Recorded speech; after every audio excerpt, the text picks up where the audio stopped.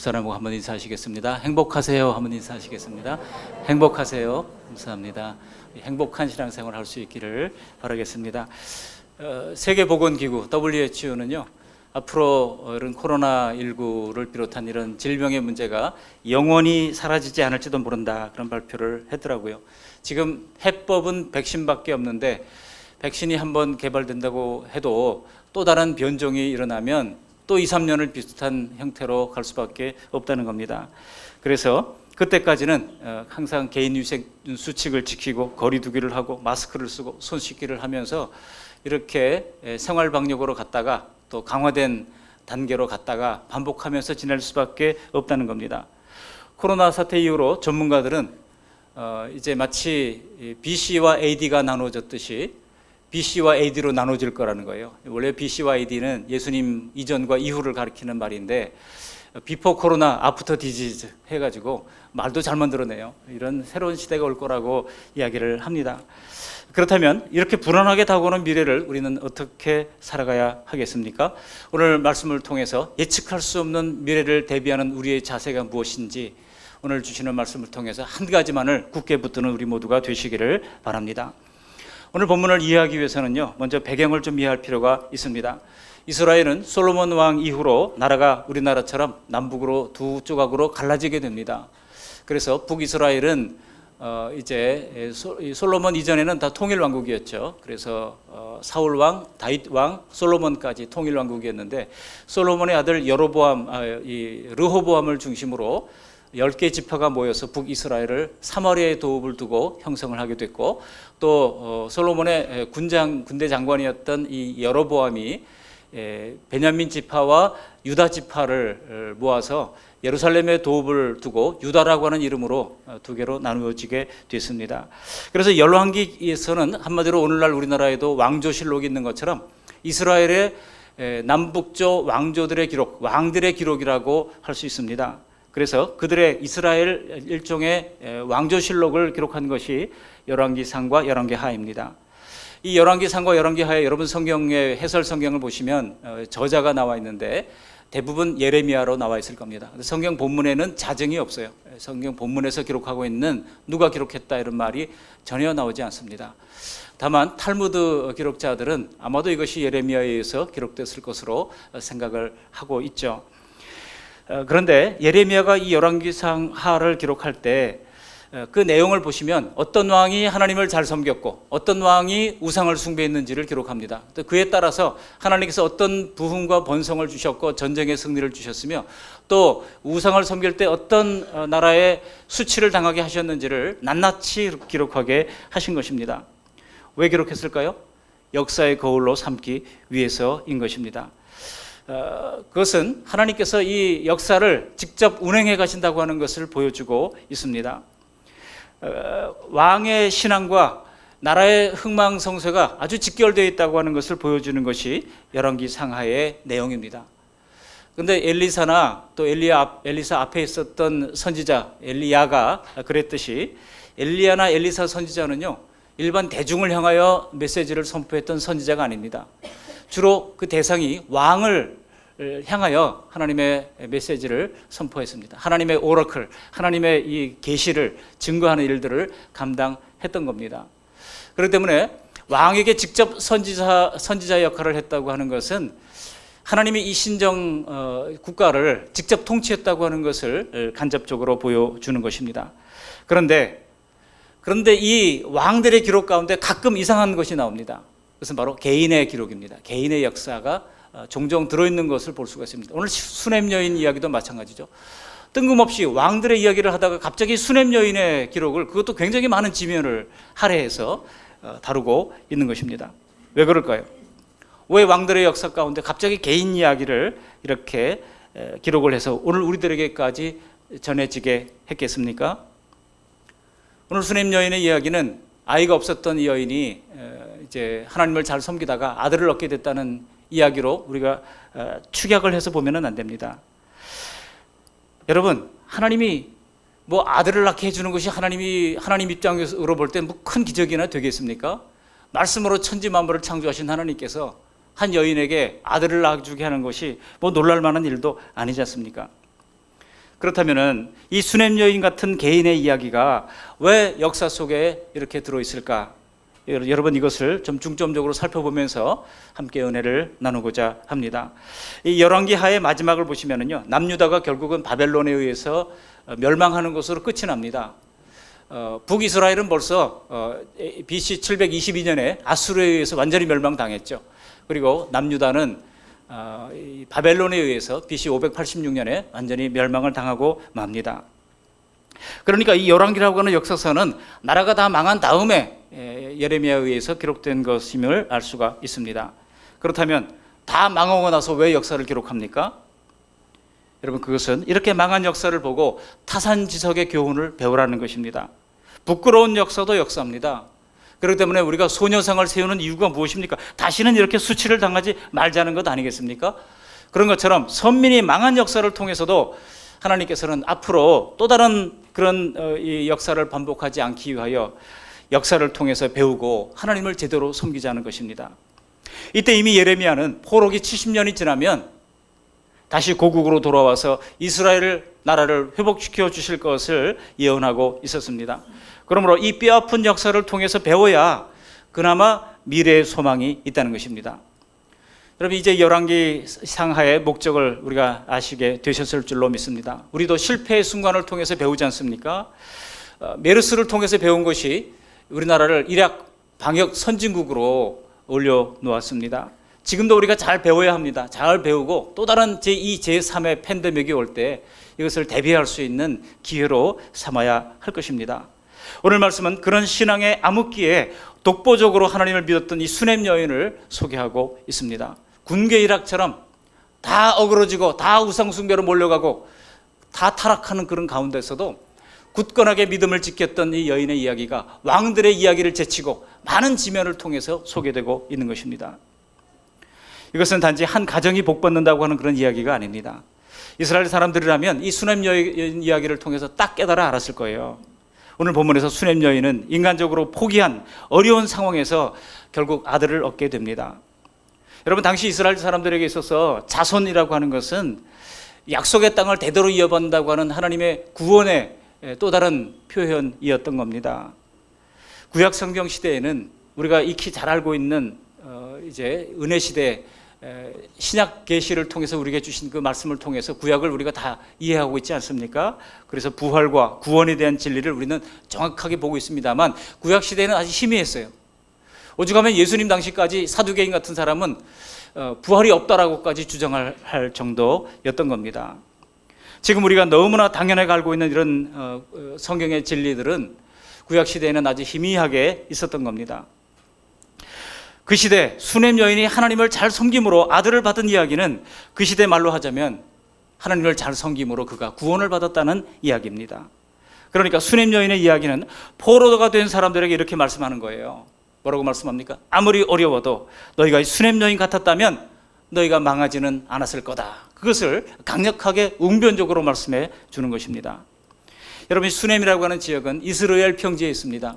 우리가 이스라엘 그러면 남북 왕조를 다 합해가지고 그 땅을 지금 이스라엘이라고 부릅니다만 예루살렘에서 이제 갈릴리로 올라가다 보면 갈릴리의 서남쪽 그 넓은 평지가 나오는데요. 포도원도 있고 갈멜산도 있고 갈멜산이 굉장히 재미있게 생겼어요. 평지에 쏙 우뚝 솟은 산 하나가 있는데 그게 이제 갈멜산입니다. 근데 엘리사가 주로 머물렀던 곳이 바로 갈멜산이에요. 그 갈멜산에서 선지자 생도의 학교를 세워놓고 오늘날로 말하면 신학교를 세우고 신학교 학장으로 있었다고 이야기하면 됩니다.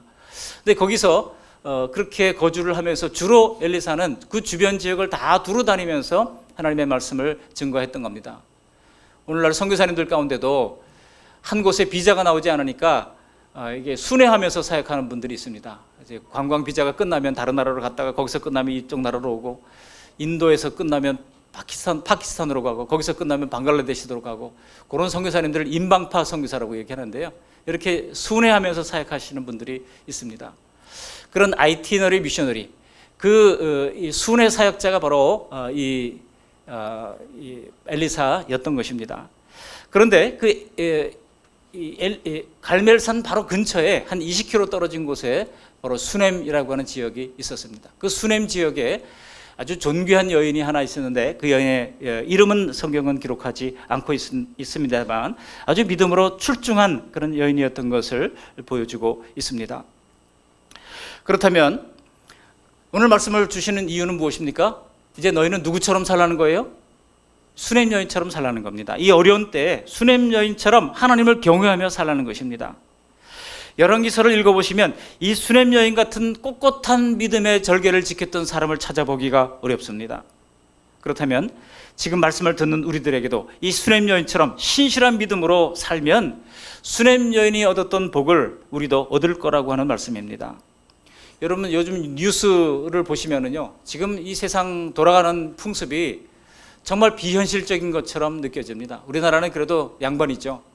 많은 나라들이 락다운이 돼서 다니지도 못하고 가게 문은 일찌감치 다 닫아버렸고, 제가 아는 어떤 목사님 아들이 이제 그 이탈리아에 가서 또 자기가 있는 회사에 한 법인을 맡아가지고 법인장이 되어서 그렇게 출중하게 잘 나갔다는 거예요. 그런데 코로나가 터지니까 어떻게 됐습니까? 가게 문을 열 수가 없어가지고 지금 한국에 들어와서 본사에 지금 별로 일도 없는데 나가서 그냥 책상에 앉아있다가 돌아오기를 반복하고 있습니다. 언제 끝날지 모르는 그때를 기다리면서 말이죠.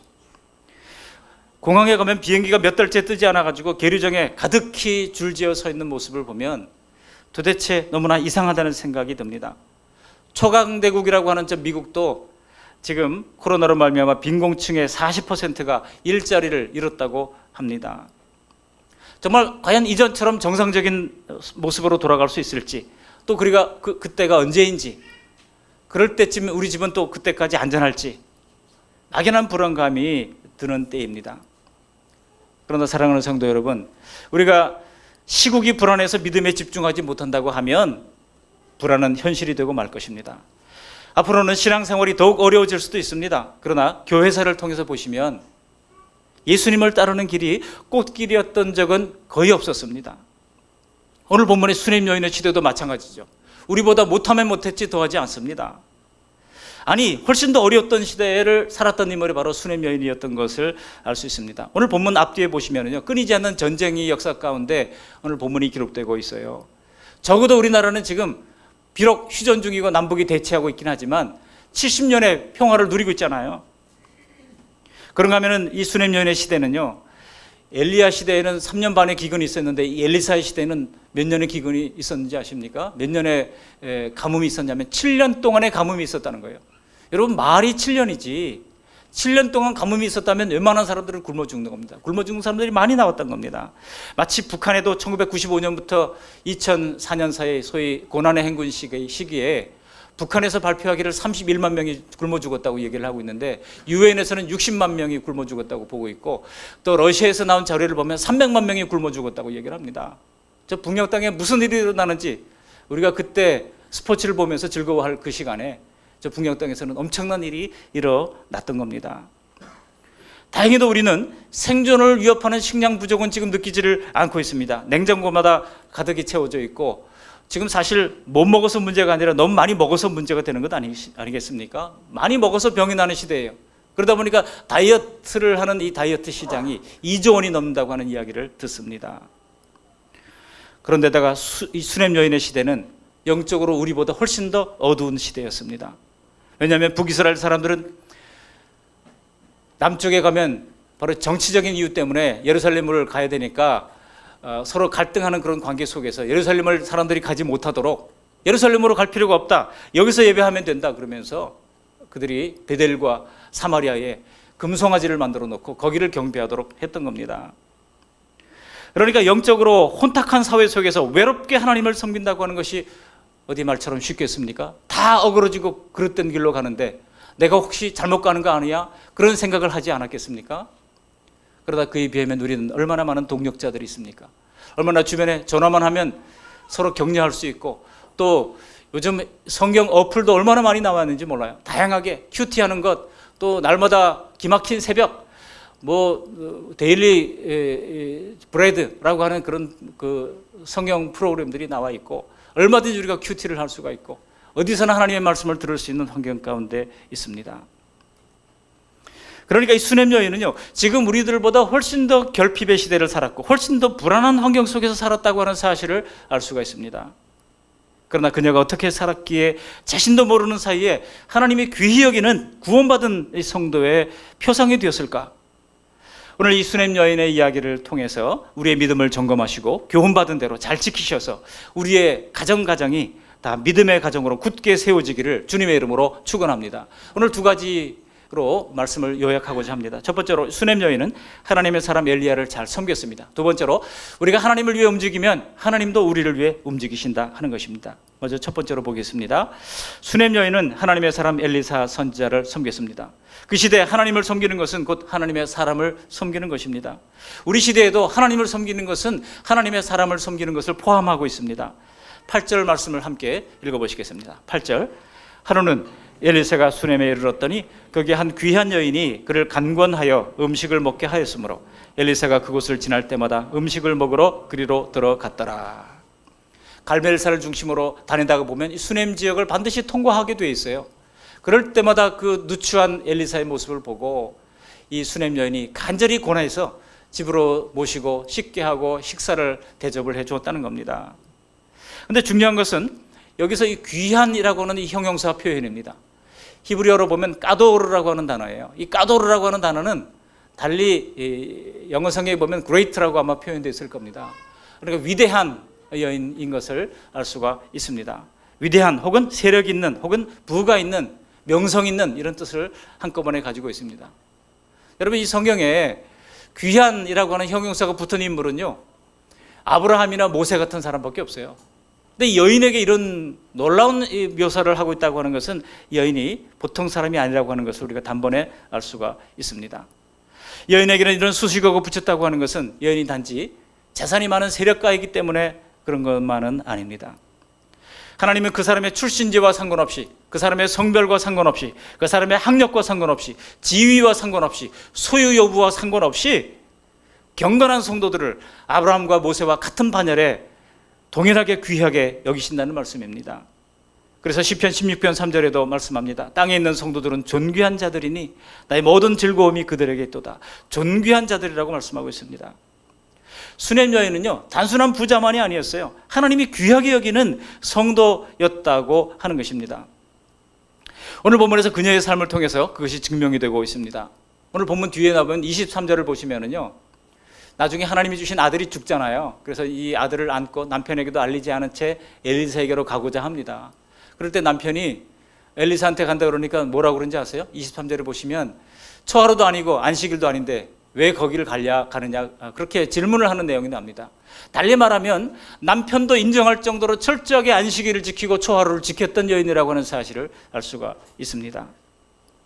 코로나 팬데믹 속에서도 언제 어디서나 예배를 기뻐하는 성도 여러분, 여러분들이 바로 이 수넴 여인의 뒤를 잇는 사람들입니다.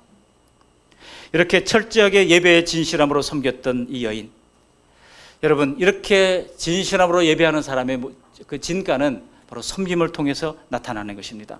우리가 진정으로 예배했다면 그 다음은 섬겨야 맞는 것입니다. 이 여인이 하나님의 사람 엘리사를 극진히 대접했습니다. 그 이유가 무엇입니까? 9절에 보시면 이렇게 얘기하고 있어요. 우리 9절 말씀을 함께 읽어보십니다. 여인이 그의 남편에게 이르되 항상 우리를 지나가는 이 사람은 하나님의 거룩한 사람인 줄을 내가 아노니. 여인은 단박에 알아봤어요. 하나님이 주신 영감으로 이 엘리사가 어떤 존재인지를 알아봤던 겁니다. 한마디로 이 엘리사의 어깨에 나라의 운명이 달려있다고 하는 것을 여인은 알았던 것입니다. 참된 성도들은 하나님의 일에 헌신합니다. 엘리사 선지자는요 갈멜산의 본고지를 두고 이렇게 여러 지역을 다니면서 영적으로 죽어가는 이 유다를 향하여 하나님의 메시지를 강력하게 선포했던 사람입니다. 그래서 여인은 엘리사가 자기 마을을 지나쳐갈 때마다 엘리사를 위하여 때마다 식사를 제공했던 것입니다. 그리고 거기서 멈추지 않았어요. 더 나아갔습니다. 어디까지 나아갔습니까? 우리 10절 말씀을 함께 읽어보십니다. 10절. 청하건대 우리가 그를 위하여 작은 방을 담 위에 만들고 침상과 책상과 의자와 촛대를 두사이다. 그가 우리에게 이르면 거기에 머물리이다 하였더라. 남편에게 지금 요청을 하는 거예요. 지금 우리가 식사를 대접을 잘했지만 보니까 너무나 행색이 초라하고 피곤한데 그럴 때 좀 쉬어갈 수 있도록 담 위에 이 선지자를 위한 집을 좀 만듭시다 한 거예요. 담장 위에 무슨 방을 만듭니까? 그 담장을 우리가 집 짓고 있는 집의 담장으로 생각하면 안 됩니다. 한마디로 성을 쌓은 집에 살았다는 것을 알 수가 있습니다. 만리장성 가보셨어요? 담장이 그냥 담장이 아니잖아요. 이 여인의 집도 그랬다는 겁니다. 대단한 여인이죠. 그 위에 이 선지자가 머물 수 있도록 집을 만들어 두었습니다. 단순한 숙소만을 만들어 두었던 것이 아닙니다. 책상과 촛대를 두었다고 말씀하고 있습니다. 한마디로 하나님의 율법을 공부하고 연구할 수 있는 환경을 잘 갖추어 주었던 것입니다. 여러분, 남을 위해서 거처할 곳을 따로 마련해 주고 정말 이렇게 생활까지 지원해 주는 것은 오늘 같은 시대에도 결코 쉬운 일이 아닙니다. 이후 38절 이하를 보시면 사실 이 엘리사와 그의 생도들이 얼마나 어려웠는가를 알 수가 있습니다. 그들이 먹을 것이 없어가지고 들에 야등을 가져다가 이제 국을 끓여 먹고 하는 그런 일들을 했던 것을 기록하고 있습니다. 가난을 짊어진 사람을 가까이 한다고 하는 것은 그 자체가 우리에게 부담이 되는 일이죠. 엘리사와 그의 제자들에게 정석껏 십사 대접을 하는 것만으로도 나는 충분히 했어라고 말할 수 있을 겁니다. 그런데 이 수넴 여인은 하나님의 일에 점점 더 자신을 드리고 헌신하기 시작합니다. 여러분, 지금까지 하나님을 위하여 헌신하는 사람들이 대부분 그랬어요. 저렇게까지 해야 되나 싶을 정도로 계산하지 않고 점점 더 헌신을 하는 것입니다. 그 이유가 무엇입니까? 그 이유는 바로 성령의 감동 때문입니다. 즉, 아무리 최선을 다해서 최대의 헌신을 했다 할지라도 내가 받은 은혜에 비하면 그것도 부족하다고 느껴지기 때문인 것입니다. 그래서 그들은 점점 더 많이 주님께 헌신한다고 해서 나중에 남는 게 없을까 봐 걱정하지 않습니다. 성령의 감동이 있으니까 오히려 섬길 수 있는 기회가 기쁨이요, 섬길 수 있는 기회가 감격이 되는 것입니다. 저는 지금까지 많이 헌신해서 망하는 사람 못 봤습니다. 오히려 하나님의 복을 자기만 누리려 할 때 도리어 삶이 팍팍해지는 경우들은 많이 봤습니다. 우리 가운데 혹시 지금 내가 피해도 될 일이지만 자진해서 짐을 기꺼이 지고 있다면 우리의 믿음은 지금 성장하고 있는 것입니다. 크든 작든 성도들이 기꺼이 공동체의 짐을 지고 움직일 때 교회는 서로에게 복이 되는 것입니다. 예수님을 따르기 위해 지고 가야 하는 귀찮고 고된 일들을 우리가 피하지 않고 감당할 때 결과적으로 가장 큰 복이 되어 돌아오게 되는 것입니다. 우리 예수님도 말씀하셨잖아요. 마태복음 11장 28절에 수고하고 무거운 짐진 자들아 다 내게로 오라, 내가 너희를 쉬게 하리라. 우리는 28절 말씀만 너무 좋아하는 경향이 있어요. 근데 29절에 뭐라고 그랬습니까? 내가 주는 짐은, 예수님이 주는 짐이 있대요. 여러분, 예수 믿으면서 주는 짐이 왜 없겠습니까? 예수님이 주시는 짐이 있습니다. 그러다 그 짐을 우리가 기꺼이 지고자 할 때 주님께서는 쉽고 넉넉히 지고 갈 만한 능력을 우리에게도 베풀어 주신다는 것입니다. 믿으십니까? 그러므로 여러분, 하나님께서 성령의 감동을 주셔서 어떤 일들을 하게 할 때는 차일피일 미루지 마시고 즉시 실행하시기를 바랍니다. 만일 여인이 자기 집 앞을 지나가는 초라한 행색의 이 엘리사 선지자를 보고 슬그머니 문을 닫았다 그러면 어떻게 됐겠습니까? 하나님의 큰 복도 이 여인에게 없었을 겁니다. 여인은 이처럼 하나님을 잘 섬겼던 겁니다. 그랬더니 두 번째 대지, 우리가 하나님 나라를 위해 움직이면 하나님도 움직이신다고 하는 것입니다. 이렇게 하나님 나라를 위해 움직이는 여인을 위해서 하나님께서 어떻게 움직이셨습니까? 여인에게는요, 남들에게 알리지는 않았지만 한 가지 부족한 것이 있었습니다. 바로 아들이 없었다는 겁니다. 성경은 아들이 없었다고 말하고 있지만 학자들은 이구동성으로 자식이 없었을 것으로 보고 있습니다. 여러분, 이 세상에 모든 것이 완벽하게 갖춰진 집은 아무도 없습니다. 모든 집에는 다 어떤 형태로든지 결핍된 것들이 있습니다. 지금 모든 것이 다 채워진 집이라 할지라도 한때 결핍으로 말미암아 애태웠던 적이 다 있었을 겁니다. 오히려 우리 생활에 부족함이 없을 때 더욱 심각한 영적 결핍을 깨닫지 못한다고 하는 것을 하나님이 아십니다. 요한계시록 3장 17절에 보시면요, 소아시아 7개 교회를 얘기하는데 라오디게아 교회에 관한 말씀을 예수님께서 하시면서 그들을 책망하시는 장면이 나옵니다. 요한계시록 3장 17절 말씀을 우리 같이 한번 읽어보실까요? 내가 말하기를 나는 부자라 부여하여 부족한 것이 없다 하나 내 곤고한 것과 가련한 것과 가난한 것과 눈먼 것과 벌거벗은 것을 알지 못하는도다. 그들에는 겉으로는 부족한 것이 없는 부자처럼 보였습니다. 그러나 우리 예민한 하나님의 눈은 그들의 영적 곤고를 보고 계셨습니다. 그들의 가련한 것을 보고 계셨습니다. 그들의 빈곤한 것과 소경됨과 그들의 헐벗은 것을 다 보고 계셨다고 하는 것입니다. 그래서 우리 하나님은요, 그런 것을 염려하기 때문에 한 집의 모든 것을 다 몰아주시지는 않습니다. 다 뭔가 한 가지 빈 구석을 만들어 두시는 거예요. 그래서 서로 협력하면서 돕도록 하시는 것입니다. 또 하나님께서 때로는 우리의 신앙을 위해서 우리에게 주셨던 모든 좋은 것들도 다 뺏어가도록 허락하기도 하는 것입니다. 욥처럼 그렇게 하시는 것이죠. 왜 그렇겠습니까? 우리의 결핍이 우리를 하나님 앞으로 이끌기 때문입니다. 누군가는 돈이 없어서 하나님 앞에 나갈 수밖에 없었을 겁니다. 누군가는 건강의 문제로 말미암아 하나님 앞에 나아갔고 그 불안감 때문에 하나님 앞에 부르짖었을 것입니다. 또 누군가는 되는 일이 없어서 하나님 앞에 때를 썼을지도 모릅니다. 어떤 결핍이 매일 하나님 앞을 찾게 만들고 그것은 결국 가장 귀중한 믿음을 갖게 되는 계기가 되는 것입니다. 여러분, 이 고대 사회에서 여인에게 아들이 없었다고 하는 것은요, 가장 큰 고통이었을 겁니다. 요즘처럼 결혼도 선택하고 자녀도 선택하는 그런 시대가 아닙니다.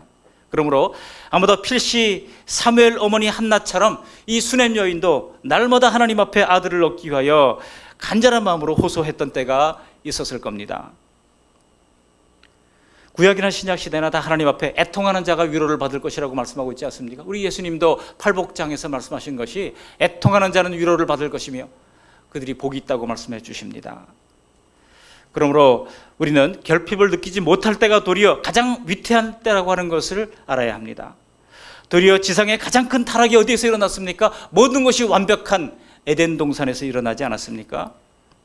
그러므로 우리는 오히려 너무 부족한 것이 많고 너무 결핍이 많을 때 지금 가장 필요한 것은 하나님 앞으로 나아가는 것이라고 하는 사실을 깨달으시기를 바랍니다.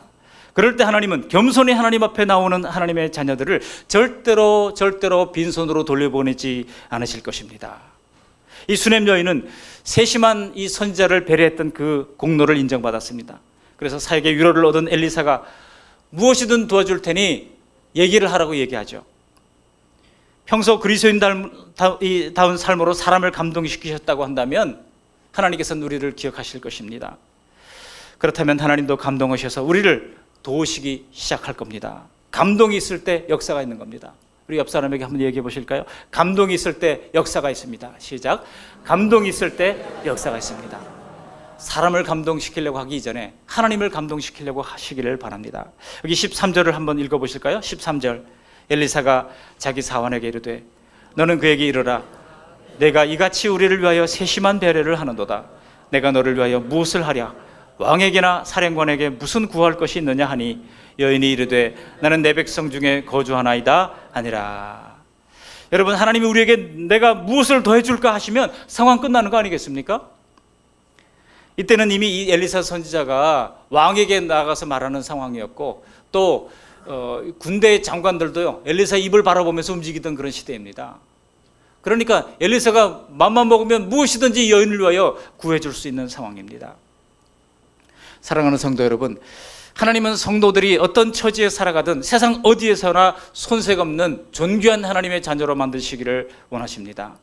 그러나 이런 엘리사의 제안을 이 수냄 여인은 정중하게 거절하는 것을 볼 수 있습니다. 여기 13절 하반절에 보시면 여인이 이르되 나는 내 백성 중에 거주하나이다 하니라 그랬어요.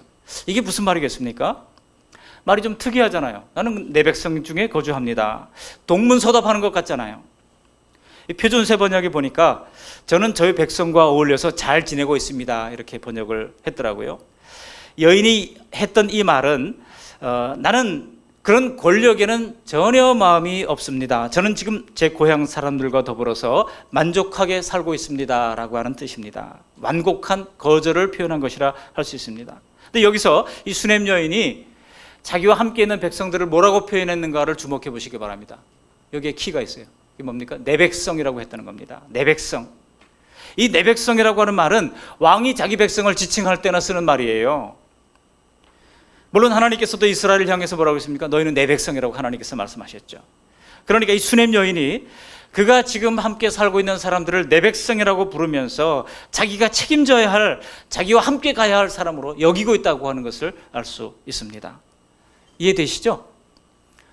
뭐 아들 없어도 상관없습니다. 나는 지금 내 백성을 책임지고 내 백성과 더불어서 사는 것이 제 책임이고 직무입니다. 그것으로 족합니다. 그런 뜻이겠습니다. 우리는 성도로 맺어진 사이입니다. 우리가 서로 책임을 져야 할 성도의 관계를 가지고 있다고 하는 것입니다. 결국 우리가 주님 나라에서 영원히 함께할 사람들은 혈통적 가족이 아닙니다. 신앙의 가족, 신앙으로 엮여진 가족입니다. 그게 얼마나 좋은 관계입니까? 여러분 옆 사람 보시면서 한번 이렇게 얘기해. 우리는 영원한 관계입니다. 시작. 우리는 영원한 관계입니다. 혹시 지겨우세요? 우리는 영원한 관계. 이 땅에서 잠깐 몇 년 동안, 몇십 년 동안 같이 신앙생활하다가 이제 영원한 천국에서 함께 주님을 섬겨야 할 그런 아름다운 관계라고 하는 것입니다. 혹시 우리 가족이 그렇게 되기를 원한다면 가족에게 복음을 증거해야 되겠죠. 예수님을 인격적으로 받아들이도록 해야 되겠죠. 그냥 예배만 참여하는 그 교인이 아니라 예수님을 진실로 구주와 주님으로 믿는 신자로 변화되어야 되겠죠. 감사하게도 저는 가끔 우리 교회 성도님들이 서로 어깨를 토닥이며 또 반찬을 전달해 주는 모습, 작은 선물을 전해주는 모습, 연약한 성도들에게 때로는 슬쩍 봉투를 건네주는 모습을 보면서 가슴이 따뜻해지는 것을 느낍니다. 왜 그렇습니까? 우리는 이미 남이 아니라 똑같은 하나님의 백성, 내 백성이 되어 있기 때문입니다. 오늘 수냄 여인은 화려한 세상 전면에 나서기보다는 그저 내 백성 중에 거하면서 그들을 섬기며 그 백성과 함께 살겠다고 하는 의지를 피력하고 있는 것입니다. 대단히 성숙한 신앙의 모습이라 할 수 있습니다. 자신이 주목을 받던 대단한 사람이라고 하는 생각은 우리의 믿음이 성숙해질수록 점점 의식조차 하지 못할 정도로 희미해지는 것입니다. 그런데 이 수냄 여인의 정중한 거절에 엘리사는 그래도 인간적으로 아쉬웠던 거예요. 그래가지고 자기 이제 게하시 자기의 사환을 불러가지고 여인에게 뭐가 필요한지를 조사해 보도록 합니다. 그랬더니 게하시가 엘리사에게 이 여인에게는 아들이 없다라고 하는 이야기를 보고하게 됩니다. 이 여인의 결핍이 무엇인지를 발견하는 순간이죠. 그래서 엘리사는 수냄 여인의 딱한 처지를 듣고서 이렇게 얘기를 합니다. 1년 뒤에 아들을 안게 될 거다. 그런 이야기를 하는 겁니다. 물론 수냄 여인이 아들을 얻게 된 것은 엘리사의 생각만이 아니라 하나님께서 이 여인의 믿음에 대하여 주시는 하나님의 구원이자 하나님의 보상입니다.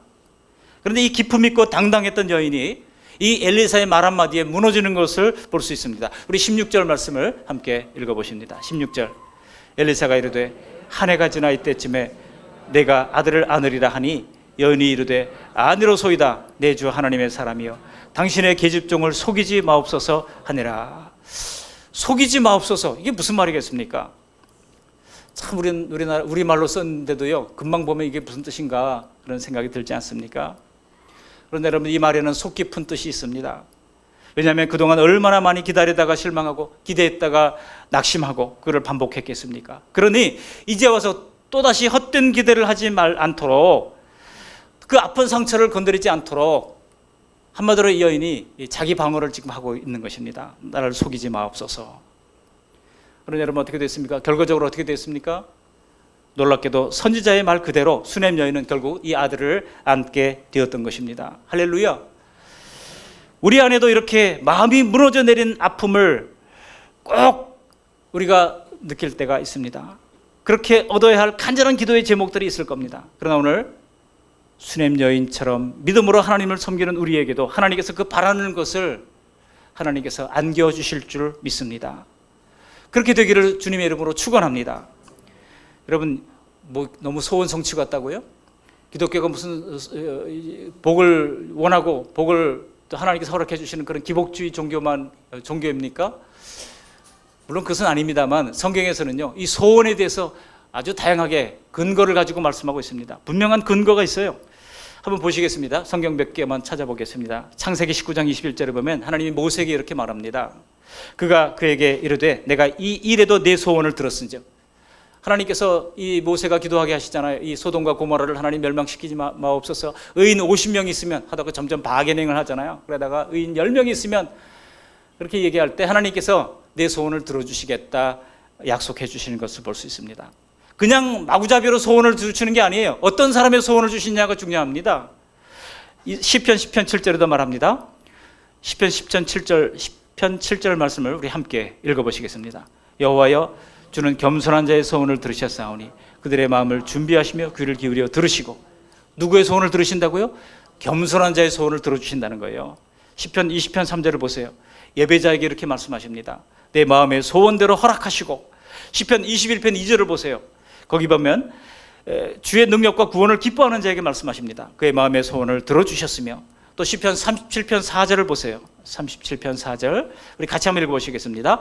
또 여호와를 기뻐하라. 그가 내 마음의 소원을 내게 이루어 주시리로다. 누구의 소원을 들어주신다고요? 여호와를 기뻐하는 사람의 마음의 소원을 이루어 주신다는 겁니다. 시편 103편 5절을 보세요. 하나님의 은택을 잊지 않는 자에게 좋은 것으로 내 소원을 만족하게 하신다고 말씀하고 있습니다. 시편 145편 19절을 보세요. 이렇게 이야기합니다. 함께 읽어보시겠습니다. 그는 자기를 경외하는 자들의 소원을 이루시며 또 그들의 부르짖음을 들으사 구원하시리로다. 누구의 소원을 이루신다고요? 자기를 경외하는 자들의 소원입니다. 하나님을 경외하는 자에게 그 소원을 이루어 주신다는 거예요. 구약 성경에만 있는 게 아닙니다. 신약 성경에도 있어요. 빌립보서 2장 13절에 보시면 이렇게 말씀하고 있습니다. 함께 읽어보십니다. 너희 안에 행하시는 이는 하나님의 신이 자기의 기쁘신 뜻을 위하여 너희에게 소원을 두고 행하게 하시나니. 하나님은요, 하나님의 일을 이루시는데 하나님의 기쁘신 뜻을 위하여 우리로 소원을 두고 행하게 하신다는 겁니다. 이제는 나만의 이기적인 소원이 아니라 하나님을 위한 소원을 갖게 되는 거예요.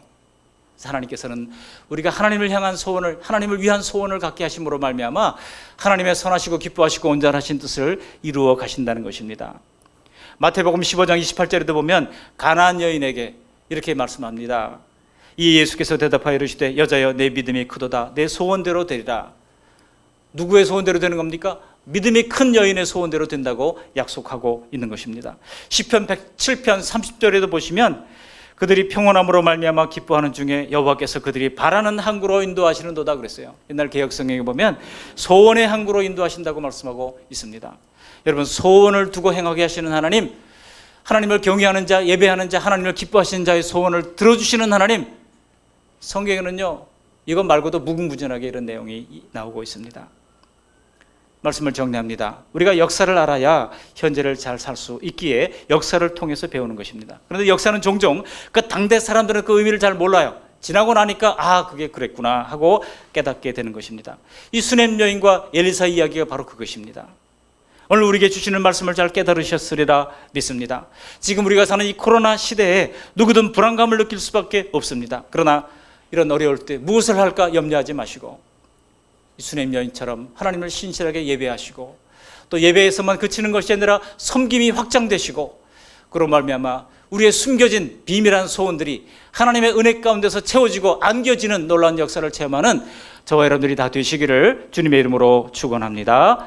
아멘. 고맙고 감사하신 하나님 아버지, 지금은 너무나도 어려운 때입니다. 그러나 아무리 어렵다 할지라도 성령께서 우리에게 하나님을 섬기고자 하는 감동을 주실 때 즉각 다만 섬김의 자리에서 겸손히 섬기게 해주시고 어떤 보상 때문이 아니라 은혜에 대한 감격 때문에 섬김 자체에서 기쁨과 감격을 환희를 누리게 도와주시며 이후에 하나님이 우리의 필요를 다 아시고 우리의 오랜 소원을 다 채워주시는 은혜의 선순환을 누릴 수 있도록 은총 베풀어 주시옵소서. 예수님의 이름으로 감사하며 기도합니다. 아멘.